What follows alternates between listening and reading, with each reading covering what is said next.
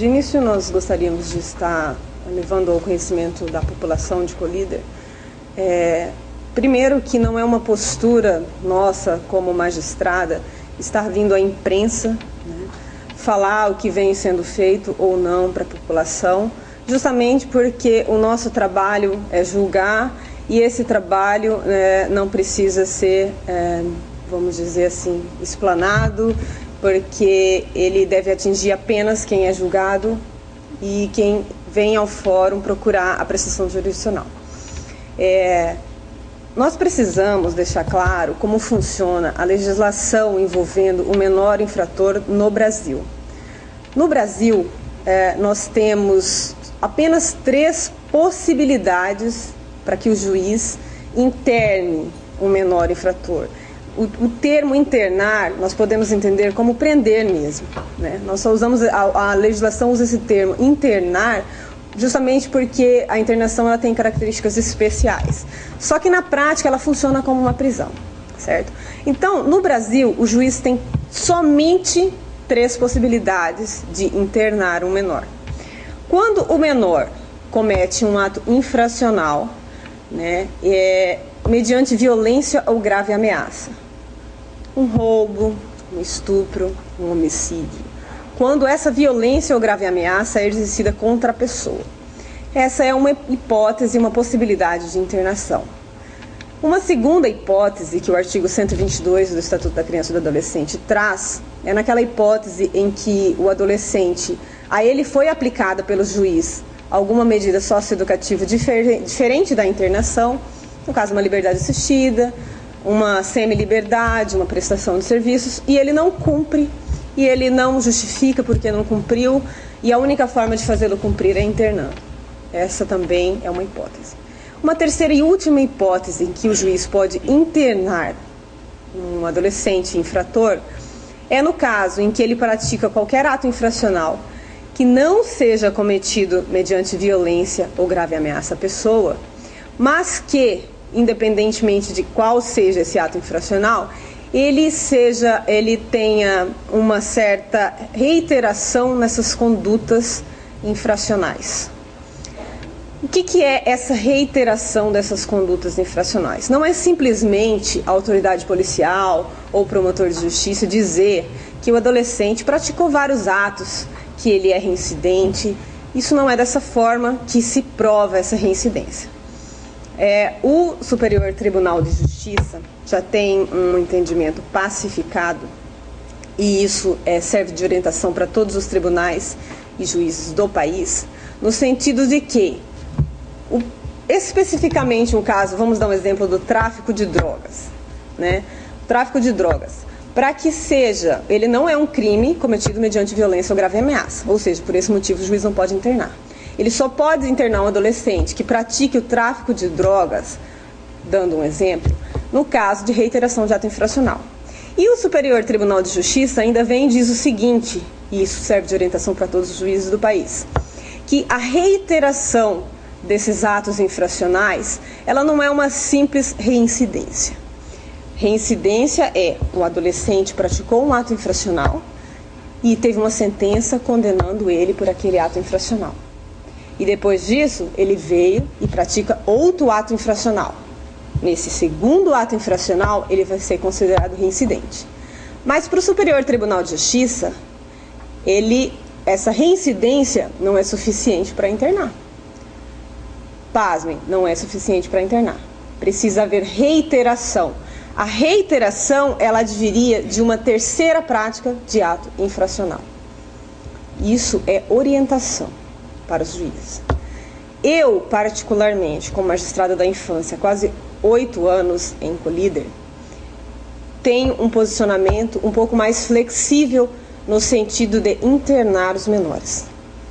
Qual é esse posicionamento? Se há alguma prova no processo de que ele responda a qualquer procedimento, esteja ele ainda na delegacia ou já tenha vindo para o fórum, eu já considero aquilo como um ato infracional apto a ser somado com outro para que seja configurada a reiteração.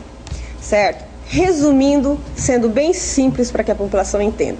Se um adolescente, por exemplo, ele é pego traficando drogas e a prova de reiteração de atos infracionais, ou seja, no mínimo 2 ou 3 outros procedimentos contra ele, seja na delegacia, seja no fórum, e nós estivermos prova disso no processo, nós vamos interná-lo, nós vamos prendê-lo como se vê na prática, certo? Senão, o juiz não pode fazer isso. Ele não pode, sob pena de constrangimento ilegal passível de sanação por via de habeas corpus. O juiz, ele tem responsabilidade sobre essa questão de internação. Ele pode responder por isso, se internar um menor em casos fora que a lei permita. Então, assim, as nossas decisões, elas devem ser pautadas na legalidade. Nós não podemos passar por cima da lei. Por mais que eu ache injusto que um adolescente traficante seja preso e tenha que ser solto, eu preciso cumprir a lei. O juiz, como qualquer outro cidadão, ele precisa cumprir a lei. Ele não pode passar por cima da lei. Porque a partir do momento que o juiz passar por cima da lei, nenhum cidadão vai ter segurança, porque o juiz vai ter superpoderes. E isso não vale só para a internação de menor, para qualquer decisão que nós formos tomar a respeito da vida de quem quer que seja. Nós precisamos respeitar a lei. Agora, se a lei é branda com os adolescentes, eu entendo a revolta do delegado, e essa revolta é minha como cidadã. Essa revolta é de muitas pessoas e não é só dele. Eu entendo isso. Só que não é atacando o juiz que isso vai ser resolvido. O juiz não cria a lei. Quem cria a lei são os legisladores. Isso, para se mudar essa lei, precisa haver um procedimento perante o Congresso Nacional. Ela é uma lei federal. Enquanto a lei estiver aí da forma que ela está, nós não podemos passar por cima dela. E só poderemos prender ou internar os menores nessas situações. Nenhum super juiz vai fazer isso. Nós temos caso de uma juíza que passou por cima disso e foi aposentada compulsoriamente pelo Conselho Nacional de Justiça. Ela, falando claramente, ela perdeu o cargo porque ela desobedeceu a lei e internou uma menor, né, fora esses casos que a lei permite, certo? Então, assim, essa é a primeira questão que nós precisamos deixar claro para a população, como funciona a lei contra o menor, tá? E, por fim, quanto ainda a essa lei, a revolta também é minha, eu acho que a lei é branda, mas nós precisamos respeitá-la, certo? Como essa lei, com relação ao menor infrator, vem sendo cumprida em Colíder? Em Colíder nós temos um agravante. Nós não temos local adequado para a internação de menor. E esse problema não é só de Colíder, é de todo o estado de Mato Grosso. No estado de Mato Grosso, com relação ao menor infrator, nós só temos um local adequado para que sejam cumpridas as internações, que é o Complexo Palmeri e o Lar Menina Moça, no caso de adolescentes do sexo feminino. O que acontece quando um infrator precisa, na forma da lei, ser apreendido? Nós fazemos a decisão, e solicitamos vaga no Complexo Palmeri. O Complexo Palmeri está superlotado, isso é de conhecimento de todos, invariavelmente nos manda um ofício dizendo: não temos vaga. Não interessamos se o adolescente de Colíder é latrocida, é homicida, é estuprador. Não temos vaga. E o que nós, autoridades, aqui fazemos? Nas hipóteses em que não temos vaga, ele vai aguardar a vaga dele. E nós temos aqui mais de uma dúzia de processos de adolescentes condenados na vara da infância, aguardando vaga no processo Palmeri. Tem um adolescente específico que hoje ele não é mais adolescente, mas que ainda não tem 21 anos e, portanto, ainda está sob a égide do Estatuto da Criança e do Adolescente, que só eu condenei ele mais de 35 vezes, ele tem mais de 35 condenações e nós não conseguimos vaga para ele no Complexo Palmeri, para que ele cumpra a pena dele, certo? Essa é a situação de Colíder. Todo adolescente que comete um ato infracional em Colíder fica livre, então? Não é bem assim. Nós tentamos de todas as formas. Até o ano de 2009, nós vínhamos internando os adolescentes numa cela separada da cadeia pública local, que hoje é utilizada para mulheres presas do sexo feminino. Então nós separávamos e naquela época todo e qualquer adolescente apto a ser internado, nós colocávamos ali, inclusive aceitávamos adolescentes dos municípios vizinhos. O que aconteceu? Quando o Conselho Nacional de Justiça começou a fazer uma varredura no país para verificar as situações de adolescentes presos ilegalmente, houve um pânico nos tribunais, porque os juízes fazem o que podem, a jeito de um lado, a jeito do outro, para tentar fazer cumprir o Estatuto da Criança e do Adolescente. E o Conselho Nacional de Justiça não quis saber disso. Simplesmente falou, não pode, não é função do juiz resolver esse problema. Ou o Estado fornece um local adequado para colocar esses adolescentes, ou, não tendo, o juiz vai se responsabilizar sozinho por colocar um adolescente no local que não é permitido. Então, nós fizemos, na época, uma consulta ao corregedor, né, na época, o desembargador Manuel Ornelas, e ele nos mandou uma decisão dizendo, sinteticamente, não é problema seu, juiz. Não vai mais prender ninguém na cela separada da cadeia pública de Colíder sob pena de apuração da sua responsabilidade. Desde então, nós suspendemos as internações nessa sala separada. Por último, ratificando isso, nós recebemos, foi emitido um ofício circular pelo Corregedor-Geral da Justiça do Estado de Mato Grosso, o desembargador Márcio Vidal, no pedido de providência 408/2010, datado de 24 de março de 2011, onde ele simplesmente informa aos juízes, em consonância com as regras mínimas para tratamento de prisioneiros da ONU e orientações do Conselho Nacional de Justiça, expressa-se ofício circular, encaminhando aos juízes das varas de execução penal, determinando que se abstenham de manter pessoas custodiadas em delegacias de polícia sob qualquer pretexto. Não querem saber o motivo. Se abstenham. Ou seja, nenhum juiz em sã consciência vai manter adolescentes nas salas da delegacia. Ainda assim, o que nós, nas celas, ainda assim o que nós fazemos em Colíder, numa tentativa desesperada de fazer aplicar a lei. Quando temos um adolescente que nos autos nós temos elementos suficientes para interná-lo, nós decretamos a internação, solicitamos vaga no Complexo Palmieri, enquanto isso colocamos ele numa sala, não numa cela, numa sala da delegacia, e ali eu determino que ele fique num prazo máximo de 5 dias aguardando a vaga. E já coloco na própria decisão, se em 5 dias não chegar a vaga, imediatamente proceda-se a soltura. Dessa forma nós vemos fazendo. O que aconteceu no caso específico dos 3 adolescentes que tem gerado essa polêmica? Eles foram apreendidos em flagrante ato infracional com drogas, 2 deles com 51 gramas de drogas, um deles de maconha, um deles dentro de uma casa onde foi encontrada toda aquela quantidade de drogas e armas, né, que foi mostrada na reportagem anterior. Portanto, esse um que se encontrava na casa, nós não temos de bate-pronto como afirmar que toda aquela droga, aquelas armas, aquela munição pertencia a ele. Ele estava numa casa com mais 2 adultos. Isso vai ser apurado, isso é questão de mérito, nós não vamos entrar nisso aí.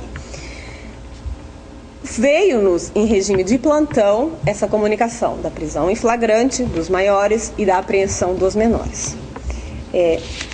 O senhor delegado informou na entrevista dele que a juíza, numa decisão em menos de 24 horas, liberou esses menores. Em primeiro lugar, a decisão tinha que ser dada imediatamente. Quando qualquer menor é apreendido, o juiz imediatamente tem que se pronunciar se ele deve ser solto ou permanecer internado e dar a decisão fundamentando os motivos da internação, porque a internação é a exceção e ela tem que ser fundamentada e embasada em elementos nos autos. A regra é a liberdade provisória, a regra é a liberação do menor para que ele aguarde em liberdade o julgamento.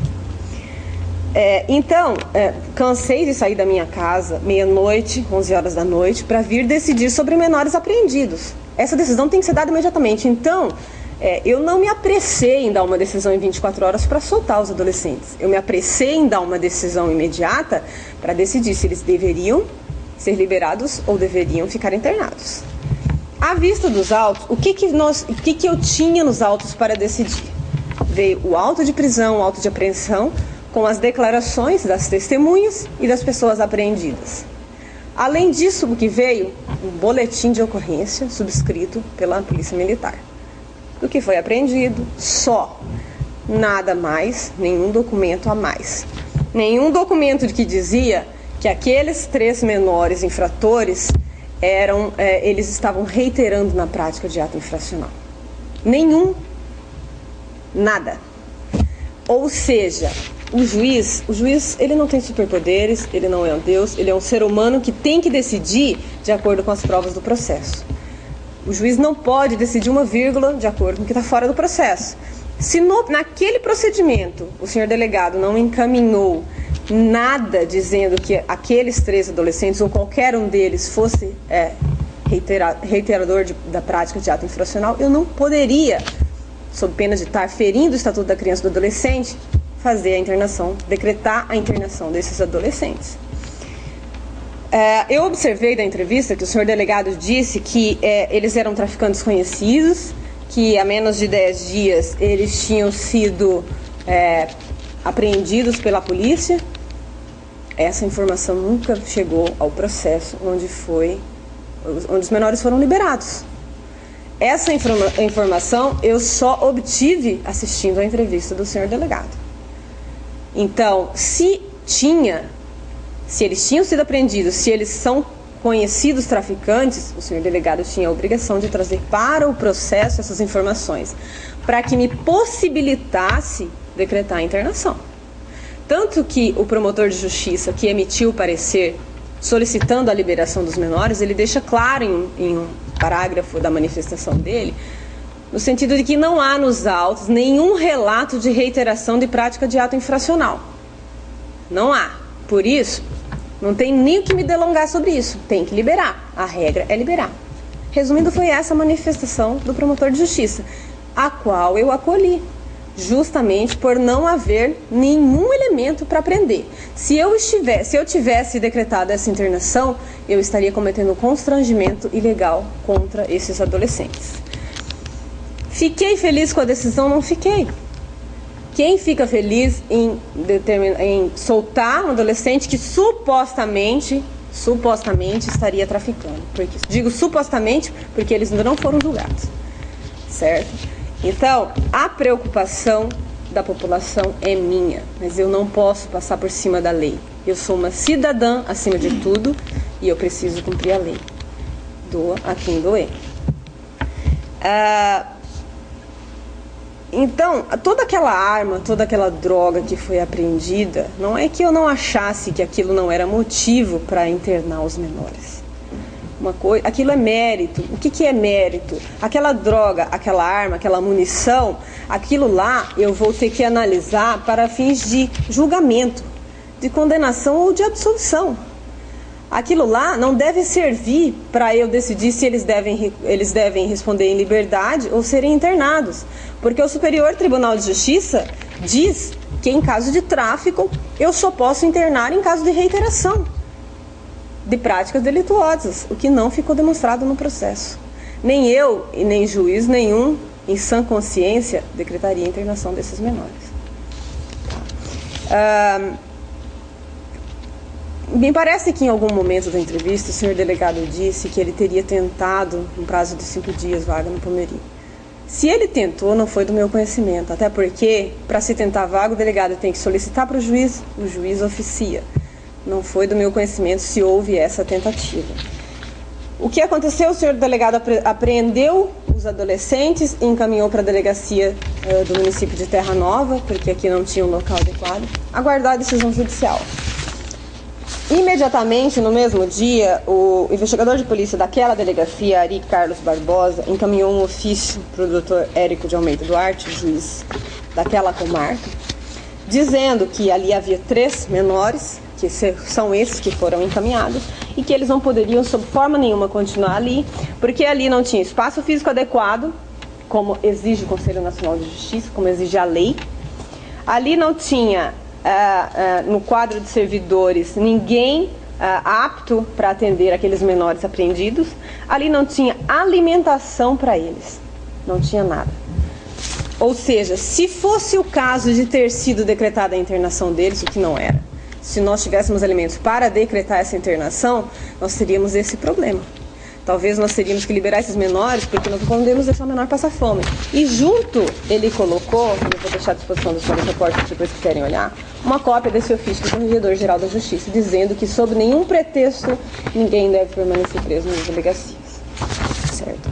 Essa foi a questão dos 3 menores que veio nessa entrevista. O que nós precisamos trazer de conhecimento para a população? Primeiro, a forma que a lei deve ser aplicada. A população precisa entender que existe uma lei e que o juiz não está acima da lei. Ele precisa cumprir a lei. E a partir do momento que o juiz descumprir a lei para satisfazer o interesse de quem quer que seja, nenhum cidadão vai ter segurança de nada, porque o juiz vai ter superpoderes. E nós não podemos pensar nisso só com relação à situação do menor. Nós podemos pensar em tudo. Nós podemos pensar que qualquer um de nós podemos estar submetidos a um juiz, por qualquer motivo que seja, para que ele decida alguma coisa em nossa vida. E nós temos que ter a segurança de que ele vai respeitar a lei. Certo? O senhor delegado revoltado, e eu também não condeno a revolta dele, tá? A preocupação dele é minha, eu tenho certeza de toda a população. Revoltado, ele disse que nós concedemos um alvará para que os menores agora pratiquem roubos, furtos, estupros, trafiquem. Essa questão, eu acho assim muito temerário se fazer uma declaração dessa num veículo de comunicação em massa, como a televisão. Não, nós talvez no calor da emoção não tenha sido a intenção, mas há o grande risco de se ter incitado os menores a praticar crimes. É preciso que os menores de Colíder saibam que a falta de vaga não vai impedir que nós decretemos a internação deles, desde que tenha elementos nos autos. A partir do momento que o senhor delegado fizer a prisão e nos trouxer elementos nos autos para que nós prendamos, com certeza nós vamos cumprir a lei. Toda vez que o senhor delegado trouxer um procedimento da forma que veio, sem nenhum elemento para prender, nós vamos soltar, porque nós vamos continuar cumprindo a lei, doa ela quem doer. Tá? Então, assim, nós não concedemos alvará, nós vamos continuar. Quem trabalha comigo há 8 anos na vara da infância sabe que eu não tenho tolerância com o menor infrator. Sabe que eu falo brincando nos corredores, mas é uma verdade, que meu sonho é que tivesse um centro de internação em Colíder que ia fazer um limpo. Os menores infratores que já passaram pela minha sala de audiências sabem que se eu tiver um mínimo de possibilidade de interná-los, eu vou interná-los. Então, eu não sou uma juíza que incita aos menores a praticarem atos infracionais, só que eu sou uma juíza que cumpre a lei. Certo? A questão do senhor delegado ter dito que de agora em diante não vai mais prender menores, que não vai mais investigar, que se acontecer de um menor matar, roubar, invadir a casa de quem quer que seja, que a população deve procurar a juíza, deve procurar o poder judiciário. Eu digo à população que fiquem muito tranquilos. O senhor delegado não vai fazer isso. É obrigação dele continuar investigando e prendendo, é obrigação dele e da Polícia Civil continuar investigando e prendendo. Portanto, qualquer situação que acontecer, a população deve continuar procurando a delegacia de polícia. E se, por um acaso, o que eu muito duvido que vá acontecer, acredito que ele tenha falado aquilo num momento de exaltação, de emoção, né, talvez de revolta, se acontecer, a população deve procurar o Ministério Público imediatamente, porque nesse caso, o que eu repito, nós não acreditamos que vai acontecer, o senhor delegado e os respectivos policiais que se recusarem a atender a população a proceder uma investigação, uma prisão, estarão cometendo um crime chamado prevaricação. É obrigação da polícia investigar, é obrigação da polícia prender, é obrigação do delegado fazer isso. A partir do momento que eles se recusarem a cumprir de ofício ou solicitado um dever funcional, eles estarão praticando um crime de prevaricação. Eles só têm essa opção de dizer que eles não vão prender, que eles não vão investigar, que eles não vão cumprir o dever deles, se eles pedirem exoneração do cargo. Então, a população deve ficar tranquila, o Poder Judiciário vai continuar dentro das suas limitações, tentando combater o crime e os atos infracionais na cidade de Colíder. Só que precisa haver essa compreensão da população que o juiz precisa cumprir a lei, ele não está acima da lei. Certo?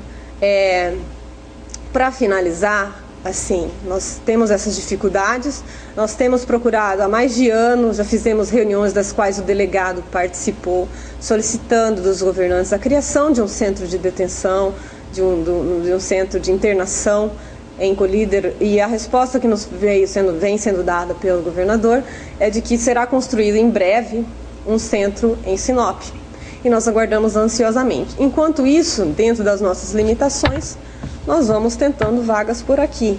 Digo que não foi a falta de vaga o problema dos 3 menores, eu repito isso. Foi porque não se trouxe para os autos elementos para se comprovar que eles reiteravam nas práticas de atos infracionais. Finalmente, eu queria dizer que eu não tenho, não tive e nunca vou ter nenhuma pretensão política, não sou adversária política de ninguém, portanto, ataques gratuitos à minha pessoa para resolver a questão do menor encolhido não vão surtir efeito na prática, não vai se resolver o problema, porque não sou eu quem constrói o centro de internação, não sou eu quem cria a lei. Eu estou aqui simplesmente para cumprir a lei. Eu jurei, quando eu tomei posse no meu cargo, que eu iria cumprir a lei e a Constituição. E eu vou morrer fazendo isso. Jamais eu vou passar por cima da lei para dar qualquer decisão que seja.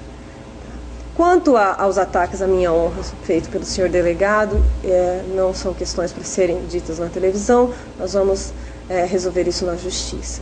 Eu agradeço a atenção de todos e espero ter esclarecido a situação e acalmado a população quanto à questão dos menores na nossa cidade.